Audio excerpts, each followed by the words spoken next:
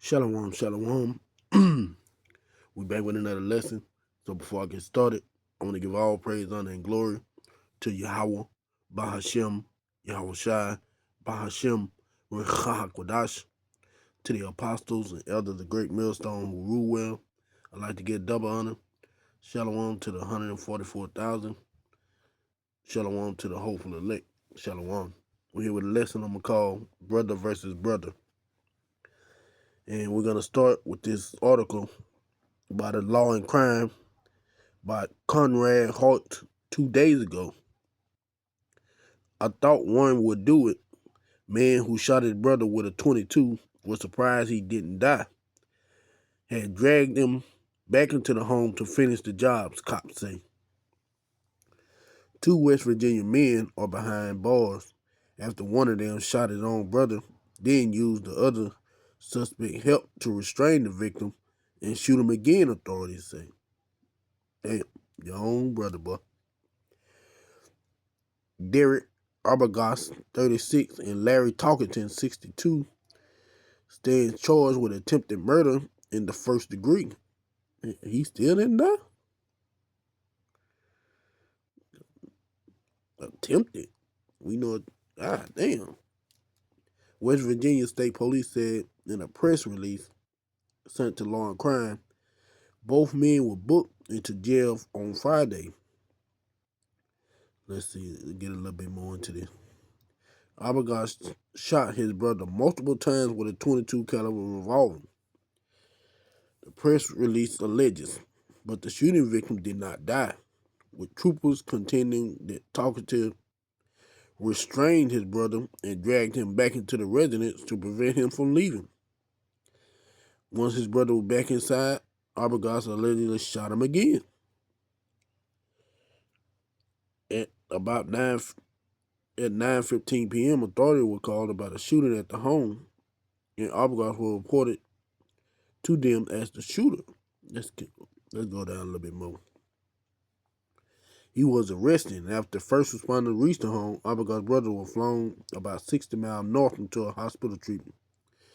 Authorities investigated and were able to speak with the shooting victim, who reportedly told them he was standing near a wood stove in the home when his brother walked in and shot him point blank in the head. Damn. Hey, that wasn't his time, boy.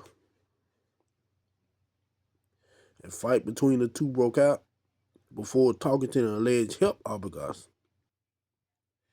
When officers spoke further with Arbogast, he said to have asked them whether his brother was okay.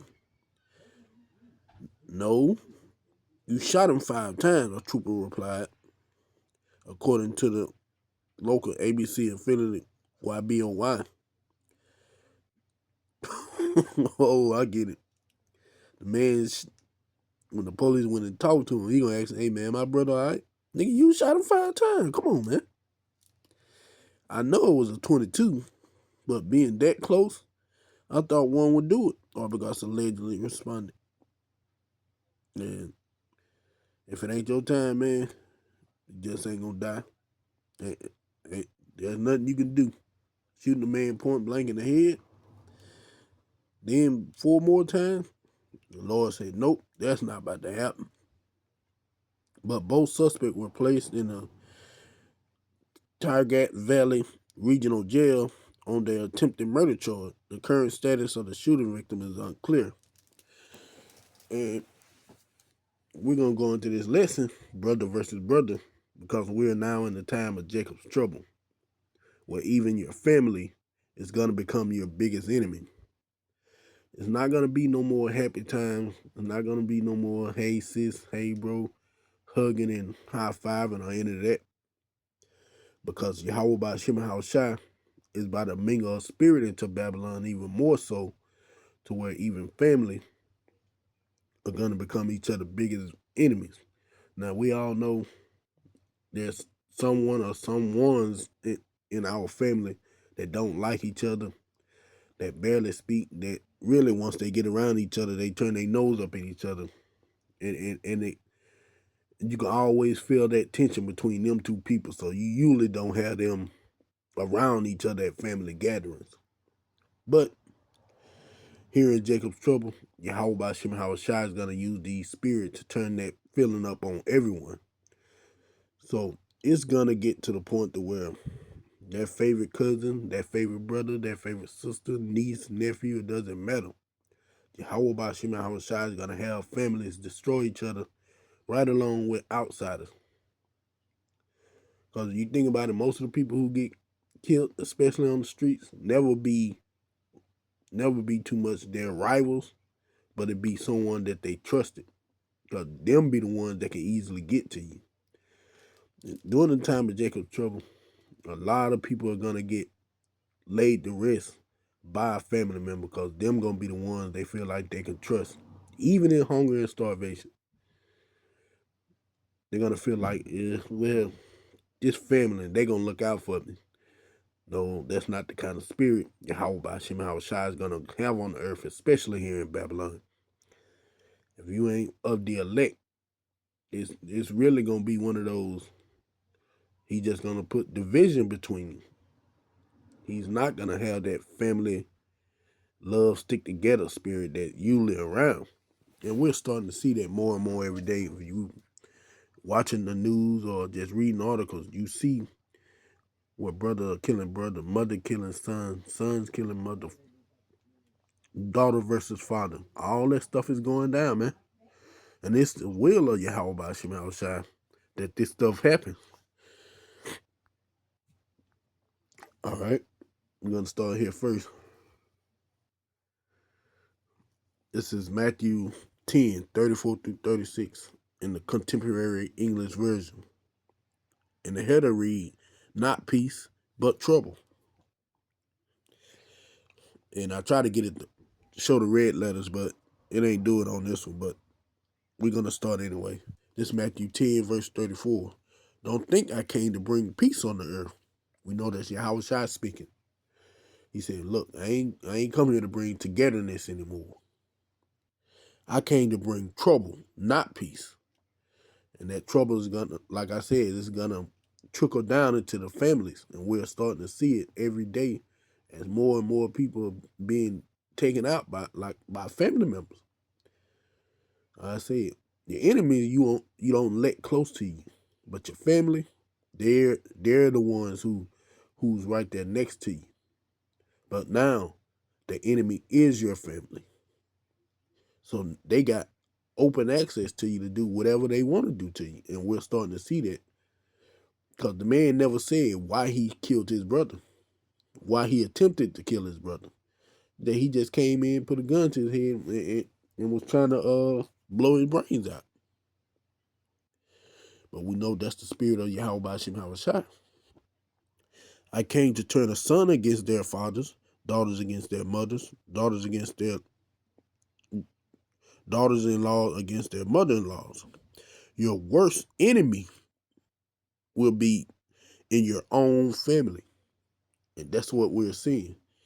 People's worst enemy will be those of their own family. Like I said, it's many, many more articles you can go through and find this, where there's division in the family, where Yahweh Shem Shai has put a spirit in them to where these people are knocking their family members off. Like I said, sons against fathers, daughters against mothers, it doesn't matter. Brother against brother. The Lord said he's gonna bring division to Babylon, to this spiritual Egypt, and cause family to fight each other, friends. It doesn't matter, because we're in that time of Jacob's trouble, where great distress will come upon the earth, and there won't be no family bonding to get past it. Like I said, a lot of family members secretly hate each other, and Yahweh Shem Shai is gonna take that spirit and he's gonna ramp it up, and that's what we've seen in this situation. That man probably already had ill feelings against his brother, but Yahweh Shem Shai took that and he ramped it up to a 10, to a 11, to where now this man mercilessly tried to kill his brother. Then try to ask the police, hey, he all right? Police said, no, you shot him 5 times. That's the point. He wanted to know, did he succeed in what he was trying to do? That's the kind of wickedness that's going to be done here in Jacob's Trouble. And this is why it's still kind of a decent time. Wait till that time where there's no police. There's no food. There's no water, no shelter, no peace of mind because you were watching people die around you. What you think gonna happen then when people gonna be fully unable to unleash their lust of wanting to put their family members in the grave, man? That time is slowly but surely coming upon us. Going here, Isaiah 19:2. And I will set the Egyptian against the Egyptian, and they shall fight everyone against his brother, and everyone against his neighbor, city against city, kingdom against kingdom. And like I said, we're watching Yahweh Bashim Hawashai bring that division of family, division of nations, division of people, all kind of division is here. Now, what you think gonna happen once that division, once that anger, once that pot boil over? A lot of death and destruction is coming. What we're seeing in this article and the other articles are just the beginning of what Jacob's Trouble is gonna be like. I say it's not gonna be a point to where you can just say I'm running to family for help. No, Yahweh Bashim Al-Shai said he's bringing that trouble, that division between families. So you won't have your family. All you will have is faith and prayer and dependence upon him to get you through this, because this is going to be a hard time, man. This is going to be a rough time of judgment from Yahweh Bashim Al-Shai, because you won't have that help. You won't have that family bonding that you usually would do. Like I said, that favorite cousin, your brother or sister that always seemed like they liked you, it's not gonna be so. They're gonna more than likely they're gonna turn on you. And it's the will of Yahweh Bashim Al-Shai that this kind of thing will go down. That this would be a part of Jacob's Trouble. Because with everything else going on, man, you know most people are gonna try to depend on family. And with that dependence, it's gonna cause a lot of death. Like I said, it's easy right now because a lot of things are still accessible. Now, what happened once that food and that water dry up? What happened once safety gone? What happened once order is no longer there? People are going to totally wild out. And by doing so, hey, it's just going to spell the end. So you got to be able to understand and prepare yourself for what's to come. Pray continuously. Ask Yahweh Bashim Hawashai to give you that spirit of discernment. Because even though it looked like it's moving slow, it's really moving pretty quickly, man. Every day I see an article where some family members put another family members to death. And they're just here in Louisiana. I can only imagine how it's looking around the world. This the time where you're going to really pay attention to the people in your life. Family, friends, enemies, to all of them. This Ephesians 5:15. See that you walk circumspectly, not as fools, but as wise. That word circumspectly going to a 360-degree slocking. Let me just get the definition. Because you're gonna have to understand, you're gonna pay attention not only to those who you think don't like you, but to those who do like you. Because we're in that time, man, with Yahweh Bashim Al-Shai. It's causing the division between family, friends, and loved ones. And if you're not paying attention and seeing how people move, you're going to get caught up in it. Circumspectly. Strong G 199. Strong's G 199. Akribos. Akribos. Akribos. Exactly, circumspectly, diligently, perfectly. Yeah, you gotta be diligent on your investigation of people and put it that way. Exactly, accurately, diligently. You got to be diligent. You got to pay attention to how people move now, man. Because it probably signs that that man brother was already planning on something like that. But like I said, because you got family love for him, you don't think that's what's gonna happen. But a lot of this is going on, man. You see family members moving wrong, acting wrong. You gotta take that. You gotta take that what you just seen because that can be moving against you. And why the Lord said you gotta walk circumspectly. You gotta pay attention to everything around you.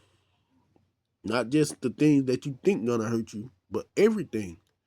Because Yahweh Shema Shah can use those things that you feel safe in, like family, to come against you like he did this man here in this situation. Redeeming the time because the days are evil. And why the days are evil? Matthew 12 and 24. Because iniquity has abounded, the love of many had waxed cold. And we're seeing that love getting colder and colder. We know when you go into that word cold, go into cycles. And we're seeing a lot of that cycles being unleashed through family members, through friends, through loved ones, not just enemies. And they're going to keep going up and up until Jacob's trouble reaches full maturity, and it's just all out chaos, destruction. Because we're in that point where Yahweh Shema Shai is letting those spirits of vengeance out to do their job, to bring hell upon the earth, upon these people, upon the 2/3 of our people, upon the other nations. And a lot of those spirits, not picking, just picking people who dislike you, they're picking people who say they loved you and putting you in a tough spot and taking people out of here. Those spirits of vengeance are working overtime. And it's not even the full brunt of what Jacob's trouble is gonna be. And we're gonna end it out here in Sirach 39, 28 through 31. There be spirits that are credited for vengeance, which in their fears lay on sore strokes. And didn't this man lay on sore strokes upon his brother? Shot him in the head, shot him 4 times when he hit the floor. When the man didn't die and tried to escape, had his friend drag him back in the house so he can shoot him again, man. Laid very heavy sore strokes upon his own brother.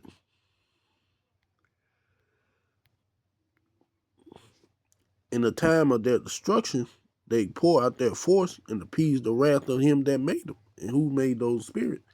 Yahweh Bashim Hawashai. So this man being attempted to put to death because they didn't say he died, but this action that went against him was the will of the Lord, like I've been saying. He has these spirits ready, and we're seeing them being unleashed more and more day after day. Verse 29, fire and hell, famine, and death, all these were created for vengeance. And this the vengeance of the Lord that man went through what he went through. Teeth of wild beast, scorpion, serpent, and the sword. And what's the modern day sword? The gun. Punishing the wicked to destruction. Like I said, we don't know if he got put to death. But I'm sure, man, you done took a bullet point blank to the head. You're not going to be all right after that. So even if he do survive this incident, man, once Jacob trouble going to full bloom, man, he's not going to be able to protect himself. That probably going to be even worse for whatever Yahweh Shai had planned for him. They shall rejoice in his commandment, and they shall be ready upon the earth when need is. And when their time comes, they shall not transgress his word. And we're seeing those spirits not transgress the word of Yahweh Shai by bringing division upon family, bringing brother against brother, sister against sister. And it's going to be even more so, like I said. What you think going to happen once the society break down, when food and water become scarce, when people just want to protect their own, and by own I mean wife and children, they're gonna be forget about brother and sister. Look, if you're not part of my immediate, like my wife, my children, they're not gonna do that. What you think gonna happen? It's gonna be a lot of death. And it's gonna be a lot of death from family members first before there be anybody on the outside. So I hope you Akim and Afwakim truly are walking circumspectly, because we're slowly and surely getting into that time to where if you don't have the Lord, you don't have Yahweh Bashim Shai, and they not someone in this truth, you just ain't gonna be able to trust them. But I hope this video was edifying. I hope this lesson was edifying. I want to give all praise, honor, and glory to Yahweh Bashim Shai. Shalom.